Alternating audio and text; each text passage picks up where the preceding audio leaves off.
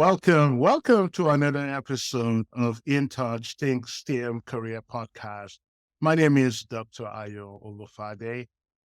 Today we're going to be talking about shaping the future of education, authentic learning, and the role of AI in the classroom. Today I am fortunate and I am blessed to have on this episode Mr. Adebayo. He's a Nigerian just like I am, but he is also an expert when it comes to technology, research, anything authentic learning, global citizenship, innovation in learning, and the fourth industrial evolution. He's the man. He is the head of research and chief learning designer in Eazy-Digi. It is an organization in Nigeria, Africa, that is into how we integrate technology into learning space, especially in the K through 12 education. But I will let him speak on that. He's into K through 12 digital transformation and hybrid learning. He's a consultant, certified online educator, and also a speaker and a futurist. But I'll let him introduce himself. Mr. Adebayo, I have been out of Nigeria for quite a while. Please help me. If I butcher your name, pronounce it wrong, please. I hope no hard feelings. Please Yeah, correct. sure. Help our audience with your name and also tell us about you. Please go ahead, sir. Yeah, my name is Adebayo Alomaja. Thank you once again, Doctor. Thank you for having me on this podcast. I'm excited. Yeah, I think you have said pretty much about me. I'm a Nigerian. I'm in Africa, and then I lead Eazy-Digi, and all we're trying to do is to use research, the power of research, technology, and networking to transform education, to bring K to 12 education specifically to a place where, as the building block, is able to offer the coming generation, the millions of kids we have on the African continent, the capacity to bring the change we want to the African continent. If we think about change on the African continent, all we should keep thinking about is the coming generation. They are the one that will bring the change. And so that's what we're trying to do. But we're just like that force that is trying to make that happen on the African continent. Yeah. Excellent.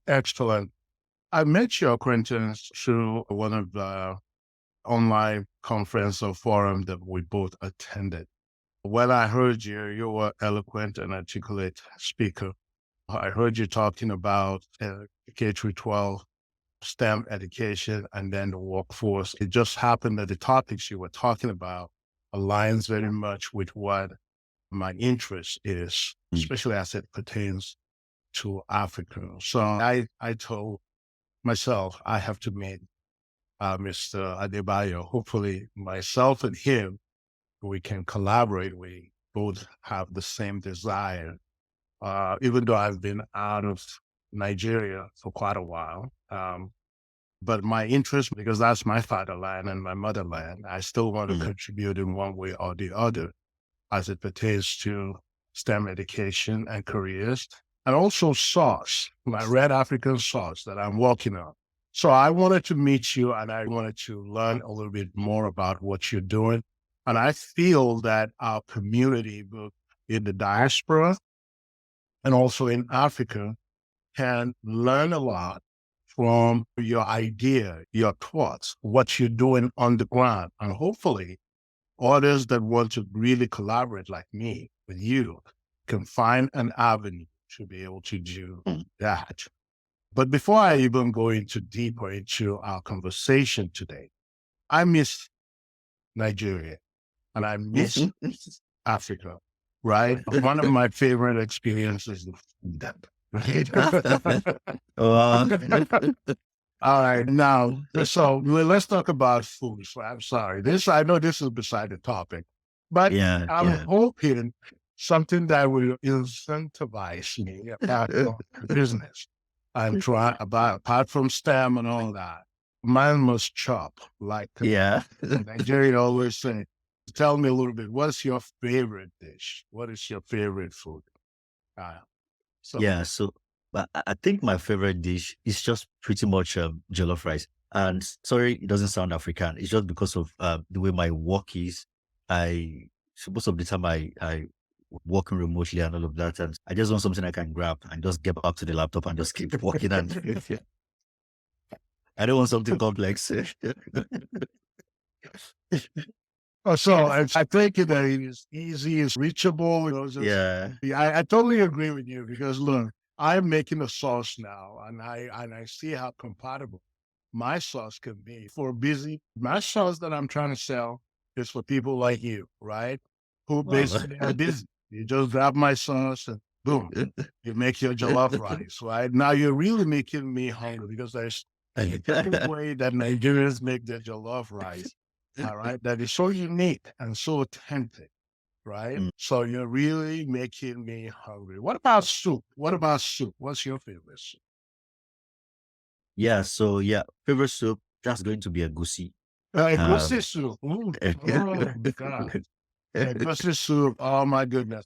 For those of you that don't know what an egusi soup, can you describe what an egusi soup is, please?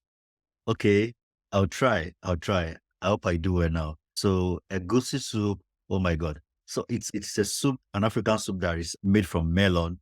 There's a Okay. seed we call melon, and then it's grinded, and then it's mixed together with tables, and all put together. You have some meat flowing around the circumference, and then some beef and some things we do in Africa. Oh, That's nice. just so sweet. Oh, that sounds so familiar. I'm telling you, it's so authentic. One of the Mm, things that I also like about African food is how fresh it is, right? yeah, It's yeah. not, and there is no all these preservatives, all the Mm, things. And I can just go to the market and just buy some fresh vegetables, the pumpkin seed, mm. as you said, the melon seed, and process it according to. So that is the beauty about African culture. Thank you so much for sharing. That is really very important. Not really, and I'm homesick now with all that. Right. So let's get that dive into business. So describe educational system in Nigeria. How is it like? Obviously, you're trying to lead a transformation, but in order to learn about your transformation, your idea of the type of transformation that is needed in our educational setting, it's also a good idea to have a background, some context, right? Mm. Please describe. Please go ahead. Mm.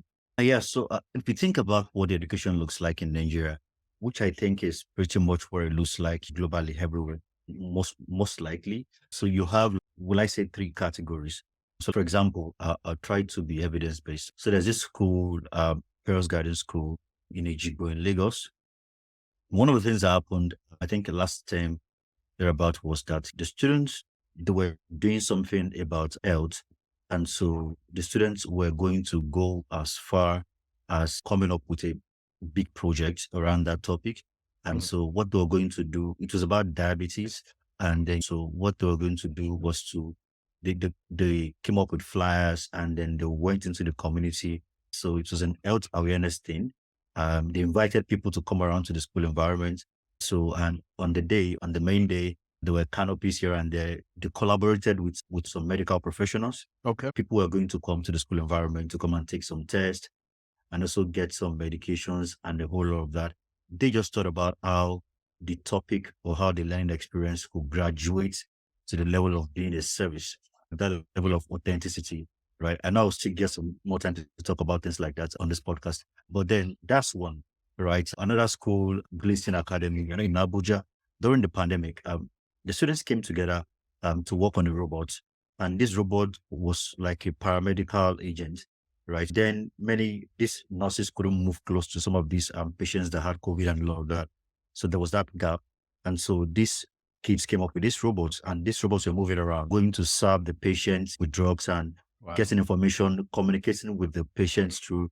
So we have that happening in Nigeria. I decided to say that because I discovered that there are so many great things happening in Africa Yeah. that are not pronounced, that are not being talked about.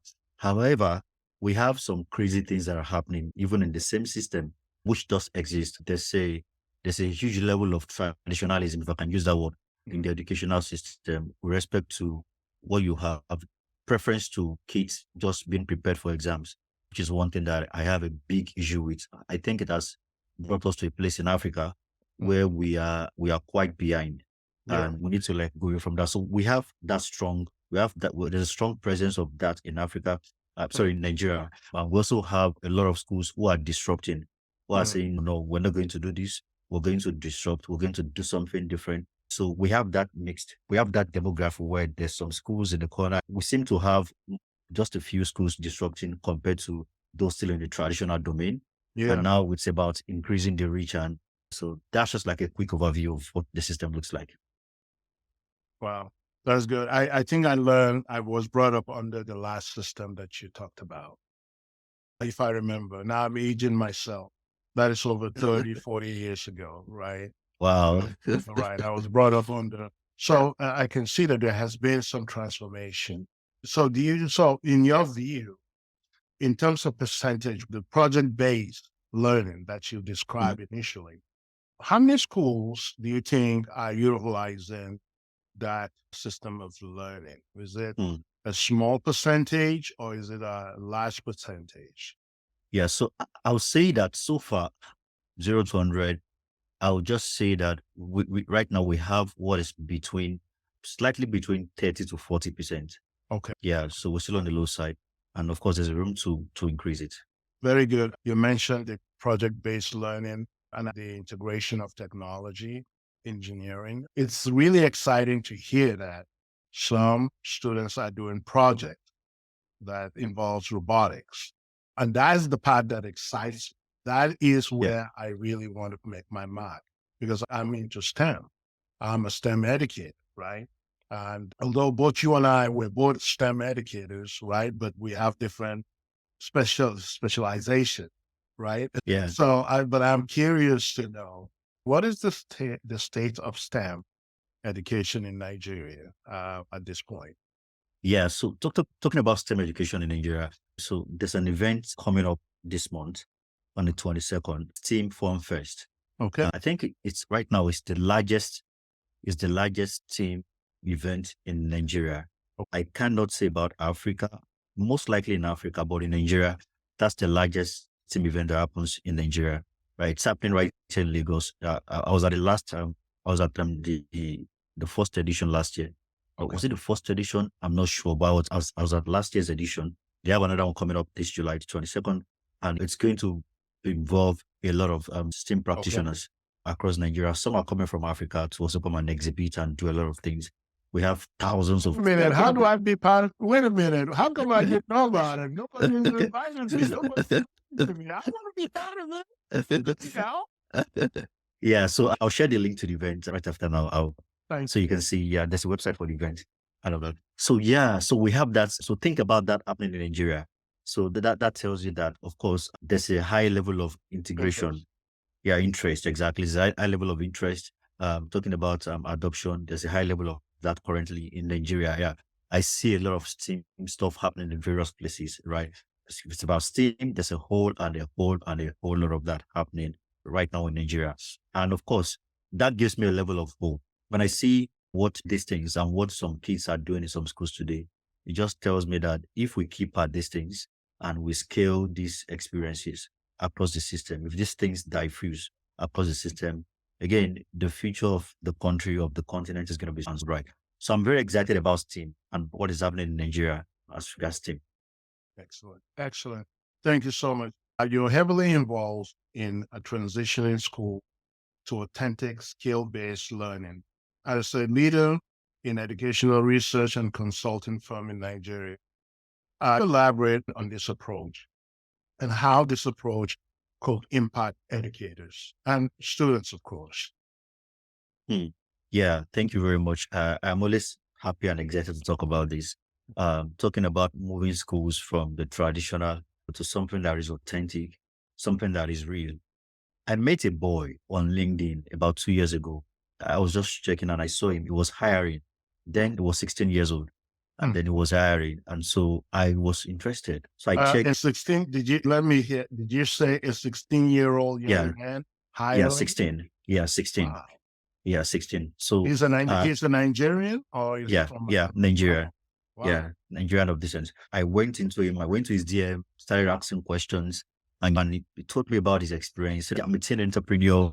And he was telling me about how he's been able to raise some millions of dollars for his company and a whole lot of that. So many things he said. And I was like, what kind of education was responsible for this result?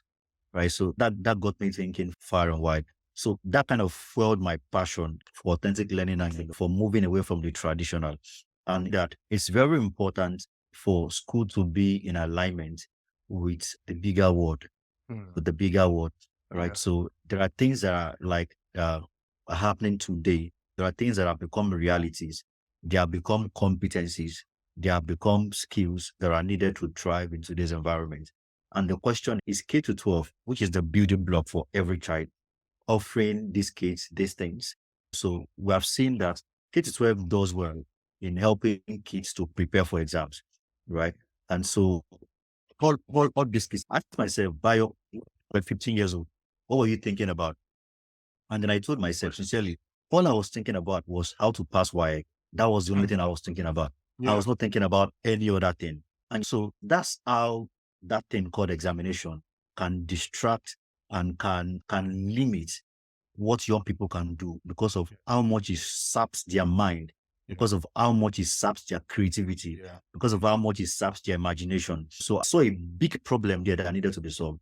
Quite technical and may not make sense to so many people, but I know that is technically the root of the problem we have on the African continent. Yeah. Right. If that aspect is taken care of, we're going to have. So what happens is that we came up with a framework, and just like a learning and development and L&D organization, we now have to come to schools and say, hey, we know you guys are dealing with traditional stuff. Yeah. We know you guys are doing maths, you're doing English, you are doing geography, you are doing all these things. But can we rethink, Yeah. right? Can we rethink the whole thing we are doing? Can we look at these things more in the light of what is real and the Absolutely. light of the reality, right? So I always say that every topic in every subject has a Yeah. connection with something in reality. Every Absolutely. every topic from any subject from anywhere can be traced and connected with something in reality. So Absolutely. can we bring that reality down into the classroom Yeah. so that at the end of the day, we are able to connect our learners with today's world? Because what I see that school is doing is that school K to 12 keeps disconnecting these kids from the reality Right. because it Right. has given them a lot of things to be busy with. And so they don't know what's going on. All they Mm. know is how to pass math, You're right. English. And Yeah. I don't think that right now, globally, there is anybody that is paying anybody for being able to pass exams. I don't think it's a skill that has any economical value to say. So I saw that, and I saw that no, there has to be an L&D approach to solving this problem, right? A training approach that helps them to understand how technology can take care of the traditional. Mm. So that's what we're helping schools to do generally. We're helping schools to understand through consultancy and L&D how technology can help you take care of the traditional Yes. so that teachers can now have time to be more innovative because they're going to become learning designers. They're going to become Absolutely. instructional designers. Yeah. We have seen that. We learned that on the job, that many teachers were engrossed with the traditional. I'll tell you, I have many things I need to do. They are doing things that technology can do. And so Right. we're telling them, wait, technology can do this thing. This is Right. how technology can help you simplify this thing so that you can have more time to look beyond the school environment, to look beyond the Absolutely. classroom and think about what the outside world is asking for, right? So that Absolutely. you're able to bridge that gap and create that connection, right? Yeah. So summarily, that's just what it looks like. When we say at Eazy-Digi, we are trying to help schools move from what is traditional to what is really authentic. So at the end of the day, the conversation revolves around authentic learning outcomes, right? So you see students coming up with product. We have a standard. We tell our schools that at the end of the day, every learning experience must end Yeah. with either a product, a service, a Yes. discovery, or a Yes. solution. One Excellent. of those four things must be an integral part of the outcome at the end of the day. And not the conventional at the end of this class, students should be able to list, mention, identify Yeah. to Yeah. take them away from that place. Exactly. I, I love it. And that's what I saw. That's what I heard. And that's what my thinking also is. And that's one of the things that I want to change also. And that's why I reach out to you. I know that application, I'm not just gathering that knowledge. Yeah. That's not good enough. Yeah. Just acquiring that knowledge is not good enough. Just Yeah. sitting for learning just because I want to pass exam, it's not good enough. Teaching Yeah. how students how to critically think, applying what they have learned to different situations to solving problems. That is the way of learning. That is the way of training the 21st century minds. Yeah. So what Okay. you are doing is the right thing to do. And I commend you for that. And I believe that Thank you this so is much. somewhere where you and I and other people that you're collaborating with can really collaborate. They really make a major difference. Sure. Thank you. There's also the other point that I would like to state. I love this other point that you made. And that point is making the learning relevant to the students, right? That is critical. That is extremely critical. Teaching students to connect what they're learning to their real life experience. Help the student. So you leading, you pushing the best practices. I think that is the best way rather than the conventional, the old way of learning. Excellent job. Thank you. That leads me to my next. So I know that in order to do what you do, in terms of transformation, that requires data, right? So here you conduct quantitative and qualitative research to develop content and design educators' learning experience. What will you say is the goal of this work? Why do you do it? I ask this question to encourage other educators. Yeah, absolutely. Thank you, Dr. Data plays a critical role. Before I joined this meeting, I was checking a post on LinkedIn, and I saw how some data was put forth as regards how many kids learn under anxiety. I think in the United States, a particular region, just some analysis, they're trying to understand when some kids were moved from physical exams to virtual exams, right? So what the impact was in terms of numbers, performance, figures, and the difference and all of that. And you just see that looking at Nigeria as a context, for example, so we need to know what is working and be able to scale what is working.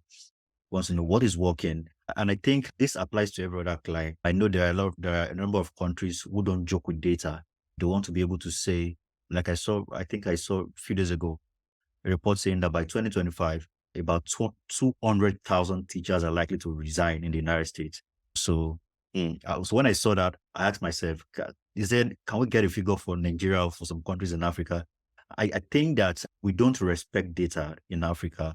And I think that we need to start doing more and more of that.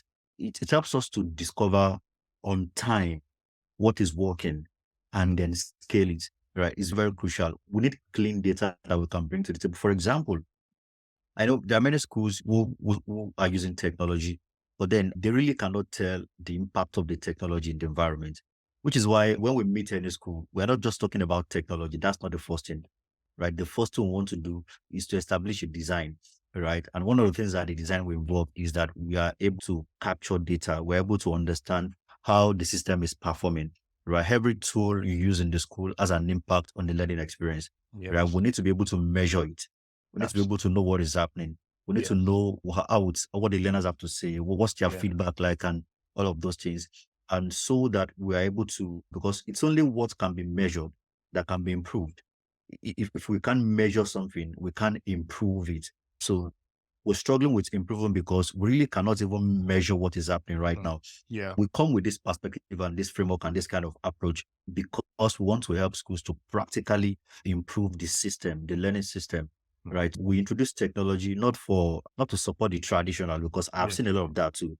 I've seen many digital but traditional learning environments, right? They've got the technologies around, but the design is still digital because they didn't consider the design first, right? So if you want to achieve personalized learning, for example, as a kind of experience that is against the traditional, right? So you want to establish a design that ensures that is what happens across your system.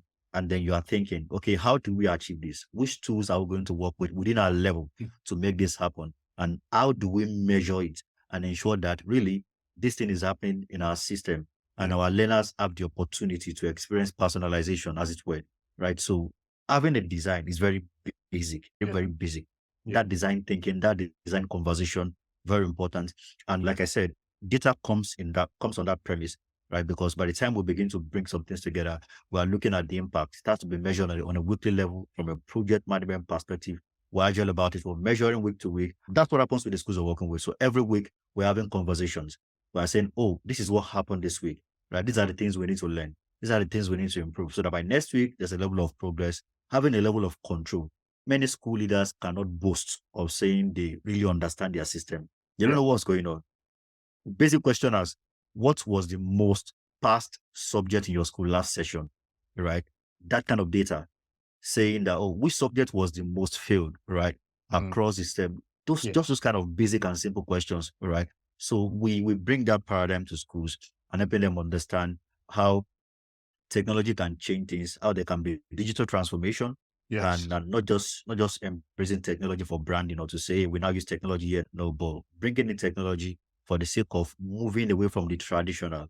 Yes. So that Yes. there can be room to really disrupt and now focus on authentic learning experiences. Yes. How receptive is the current educational system to your transformational vision? Are they receptive? And secondly, I know there is a difference between a private school and public schools. Hmm. Which one of these are more receptive, the public or the private schools?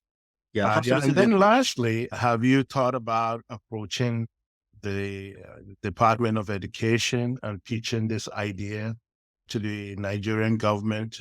How open are they to these ideas? Are they doing something like this? Because I see the value. Hmm. Number one, Hmm. the use of data to inform decision making. Critical, extremely Hmm. critical. Yeah, And I think that this needs to be adopted. Different LEAs needs to be communicated based on this yeah, data that yeah. informs the decision that, especially in terms of resources, right? It really informs the decision making. Please go ahead, please. Yeah, absolutely. Of course, the private sector is more receptive. So many things around the public sector. And of course, again, because we think that we need to build an evidence, something very formidable, right? Even right now, we have a lot of evidence on the table, but we think that we need to work more with the private sector to build more evidence around these things that we're talking about. And we think that we are very agile. We are studying the systems that exist. And of course, we've learned a lot of things. We have a lot of reports and a lot of things to put together but we think which can really do a lot of things. But we think that we want to have more and more evidence that we can now take to places like the public sector and say, hey, this is what we have for you. Yes. We can move things in this direction, right? Because we have been able to do this with 1, 2, 3, 4, 5, 6, 7, 8, 9, up to 50 schools. And this is what the impact looks like. So we think that we need a very big, we have an evidence, we have a micro evidence right now. But we think that we need a mega evidence to begin to actually storm the public sector and to let them see what this can look like and how this can really work. Because I know they are going to be interested in how visible it's going to look like and how it can be possible. And one thing I think about in everything I do is that I really want to make it as simple as possible. And that's why it's called Eazy-Digi. I want to make it as simple Simple as as possible. possible. I always keep coming with this approach that, hey, it's not difficult. It can really be simple, Yeah. right? It can really be simple. And what can make that happen is a function of various experience and many things down the Yeah. line, right? But I always want to come from a simple, no stress. This can be very easy. Disrupting can be very easy. Yeah, changing things can be very easy. So that's just the idea. Hmm. So in order to make it easy, I'm thinking about tools to make it easy for educational system. What kind of tools can different LEAs utilize? Your intent is to make it easy in order to gather data, to measure their data. Any suggestions? Maybe one of the Mhm, biggest mhm, challenges mhm. in the school system is, well, we don't have the resources. So how do we Yeah, go about doing this? And yeah, yeah. Absolutely, absolutely. Something as simple as using a Google form okay. or just any similar form at the end of every week Yeah. because we're trying to bring this project management perspective. We believe that learning should be seen as a project. And Mhm. that's why also we believe that, in fact, every school administrator needs to go for a project management course. Like Okay. we push that paradigm.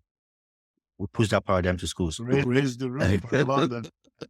Yeah. In fact, Yeah. project management data analysis. Yes. I would tell them, like, if you're school administrator, your school leader, you need to go for those courses. So we aren't going to train you on that. But of course, that's And I just that's want some to plug business. in now with AI, don't lose your train of thought. Now with AI, it will make life much easier, especially with Exactly. data analysis. Yeah, exactly. And if we want to go that way, want to work with respect to sprints, we're doing sprints, we're rolling timelines, we're going week by week. And so something as simple as coming at the end of every week, rolling out a Google form across the whole system, year 1 to year 12, with some important research points and research questions that focuses on some particular areas, right? That these areas might be relative to some things that are around. But of course, when we are building the questions that should be in that form, right? So it's going to be very much peculiar to the environment. And the idea is that we want to see what has happened across the whole system Yeah. for the whole week. And you want to understand again what is working and what is not working. And we want to discover that on time. We want to know the tools that are working, the tools that are driving and pushing learning really, that are really pushing and really driving learning out. Want to know the tools that the kids are excited about and what they have to say about it. Because there's no way that learning can be improved, right? If it cannot be measured. Yeah. The issue of measuring is very critical. I'm not for the education, my education folks, I'm not talking about formative assessment, summative assessment. Sometimes I get weary of those terms. I really get weary about those terms, right? So because it doesn't do a lot of justice as it were. But that's just an example.